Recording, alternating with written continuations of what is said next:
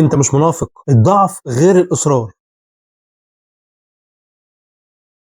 في لحظة بعد ما تغلط، بعد ما تكسل، بعد ما تقع في نفس الذنب تاني، يجي صوت جواك ويقول انت كده منافق، بتصلي وبتغلط، بتقول هتتغير وبترجع تاني. خليني اقول لك الحقيقة اللي الناس كتير مش فاهماها. النفاق مش انك تقع، النفاق انك تبقى مرتاح وانت واقع. فرق كبير انك تحس بندم، انك تتضايق من نفسك، انك تحاول وتفشل وتحاول تاني. وده ما يعتبرش نفاق، ده صراع، والصراع علامة حياة. الصحابة نفسهم كانوا بيخافوا من النفاق، مش عشان هم منافقين، لكن علشان قلوبهم حساسة. القلب اللي بيتوجع بعد الغلطة قلب لسه عايش. المشكلة انك فاكر ان المؤمن لازم يبقى كامل، ما يغلطش، ما يتعبش، ما يقعش. لكن الحقيقة المؤمن مش اللي ما بيقعش، المؤمن اللي كل ما يقع يرجع. الضعف طبيعي، لكن الإصرار هو الخطر. لو بتغلط وبتقول عادي، لو بتغلط وانت مش فارق معاك، ساعتها تبقى هي دي المشكلة. لكن طول ما في وجع في رجوع. النهاردة بدل ما تسأل هل انا منافق، اسأل هل انا راضي عن الغلط ده. ولو الإجابة لأ، يبقى أنت في طريق صح. استغفر وارجع وكمل. تخيل بعد رمضان وأنت مش شايل إحساس إنك مزيف، لكن شايل إحساس إنك بتجاهد نفسك. مش مثالي ولكن صادق. بس أحيانا الوسوسة دي بتيجي من فكرة أعمق، إن الدين صعب، إن الالتزام مستحيل، إن الطريق تقيل عليك. وبكرة هنتكلم عن الحقيقة دي. هو الدين صعب ولا أنت اللي مكبره؟ لو عرفت الفرق بين الضعف والإصرار اكتب في الكومنتات بجاهد. اللهم طهر قلبي من الرياء وثبتني على الصدق. السلام عليكم ورحمة الله.